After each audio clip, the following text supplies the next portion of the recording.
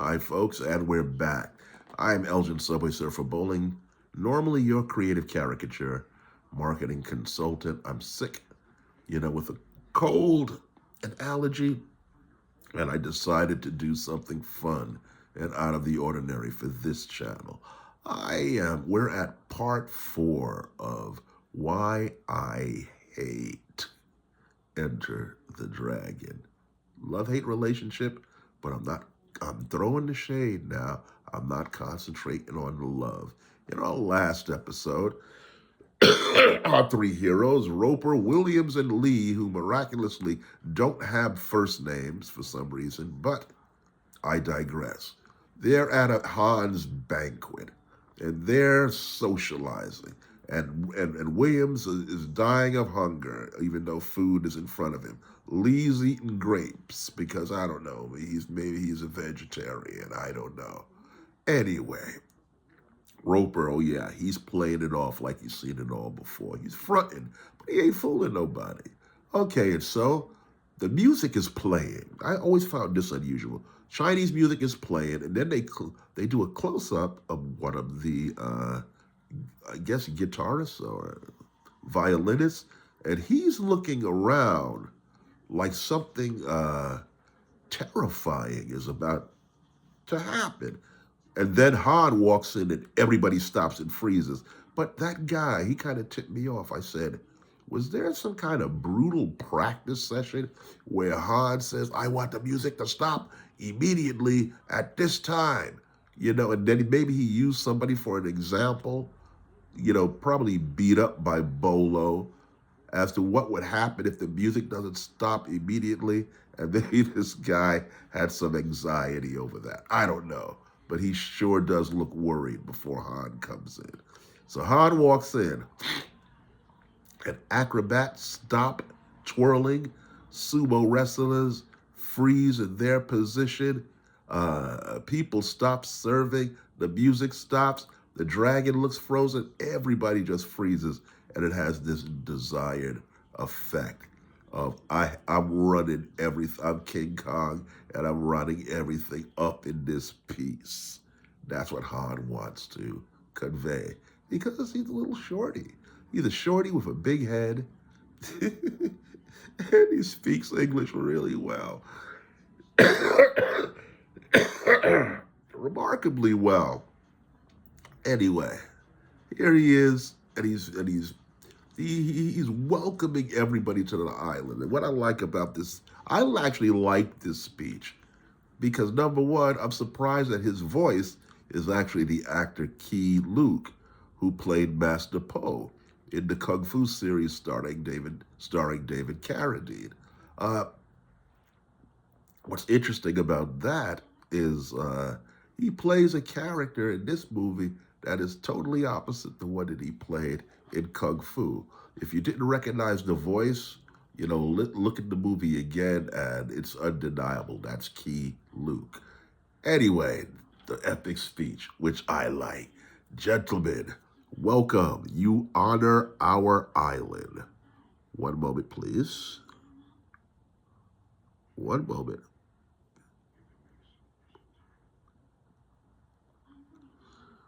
Gentlemen, all right, he's going to make his speech. Gentlemen, you honor our island. I look forward to a tournament of truly epic proportions. We are unique, gentlemen, in that we create ourselves. Through many years of sacrifice, denial, pain, we forge our bodies in the fire of our will. Gentlemen, you have our gratitude. And then the girls start throwing darts with keys on the end. I guess it's the key to their room or something. I don't know. So they start doing that. And then this one little girl, she holds up her hand like this. And he throws the dart. And she just blows it, I don't know, dart or whatever, out of her hand, and Lee catches it. And I said, simultaneously, with everybody in the theater, That's some BS. What were these girls doing? Were they targeting guys? Because it just so happens that the girl who targets Lee with her dart she blows out of her hand is the same one that is the operative. I don't. Does she know that Bruce is the operative sent there to relieve her or to help her, or does she just want to get busy with Bruce? I think she just wants to get busy with Bruce. And I'll tell you why I think that later. Okay, all right. So, Han leaves, the music resumes and everything, and that's when the girls start coming to the rooms of the guys. Let's start with Jim Kelly. Okay, we all know about the black stereotype. He's in there, he's listening to jazz or whatever. The girls come in, Anna Capri. Now, I don't know what her name was in the movie, but she comes over and she seems annoyed that he's chilling out in his room. Hey, girl, I wasn't expecting you to come by here. Don't be getting all mad at me putting bass in your voice. That's probably why he didn't choose her. Anyway, he picks out, oh, for me, you shouldn't have. But I'll take you, darling, and you, and you, and you, and you. Please understand that if I miss someone, it's been a long day. I'm a little tired. And he means that. You know, the black man has to always be portrayed as a highly sexualized sex machine who can't stop, won't stop. And I mean, he was tired from the day, he had to be, but he wants to set this thing up like this is my one chance to be a pimp, so I'm gonna take it. I don't even think he, did all those girls. I think he just wanted to have them around, just walking around in my groove naked. He gets up, because he did somebody, but I don't think he did everybody. But even if he did, it's just one of those racial stereotypes, And they I'm so excited I can't hardly talk. The icing on the cake by him making that speech. If I miss someone, I'm a little tired. I would do you all, And so I wonder what Anna Capri thought. So man, this Negro that took all the girls. I was gonna go around to all the other rooms, but he taking 4, 5, 6, 10 girls by himself. Oh well, nobody else knew we were coming, and so she goes and John Saxon. John Saxon. As soon as he sees her, he knows what he wants because he was scoping her out when he got on the boat. When he got off the boat, he was looking at her. So yeah. Forget about all these other girls. I already made my decision. She says, wise choice, blah, blah, blah. And she goes to Lee's room. Lee is writing a letter. Who the heck are you writing?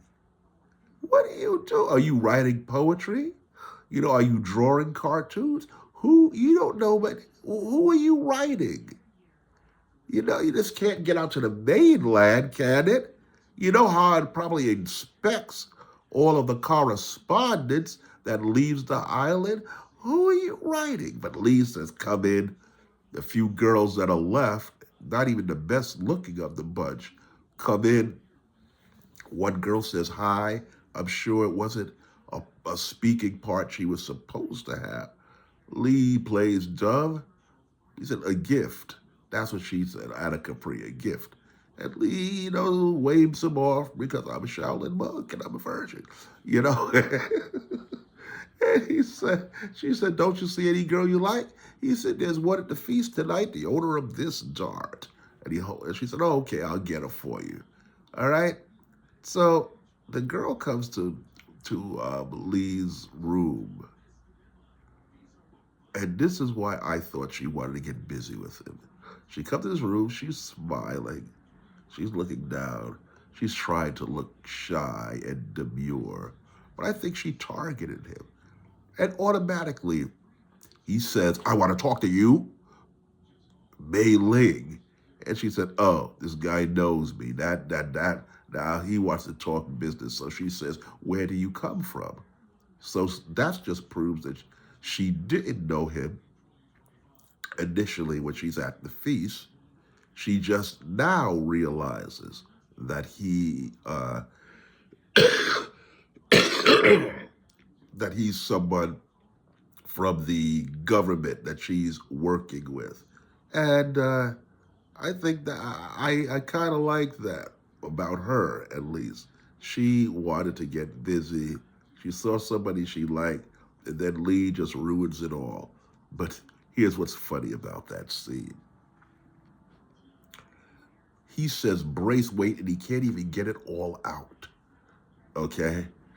Then she says, let's be quiet. That's what she says in the next scene. Let's be quiet. And Lee starts talking louder in his normal voice. The girl just told this guy, let's be quiet. And he starts talking louder. Come on, guys. Didn't somebody on the set recognize that? Wait, cut. Bruce, great scene as always, pal, but you need to be whispering because the room is bugged. But I guess nobody's going to challenge Bruce Lee. So he tells her who he is, where he's from and whatnot. And she starts to reveal stuff to him about Han's activities on the island. And for an operative who has been there for a while, she really doesn't know very much. I mean, what were you doing? Were you being like a little mini part-time prostitute, looking at stuff going on, saying, oh, my. Somebody please help me. I wish somebody would come here. Instead, she says, I know the girls disappear. They're called for in the middle of the night or whatever, and they disappear, and I know I don't have much time. How did you know that? You don't seem to be doing anything. Is this normally how Han rolls? He has a bunch of girls, and every now and then, on routine, girls disappear into white slavery or Chinese slavery. So, just saying, I wondered. Okay, so in the next couple of moments, Lee decides that he wants to go out himself and inspect the island. So this is one of the funniest scenes to me. So I'll be talking about that in my next segment 5, on why I hate Enter the Dragon. Stay tuned.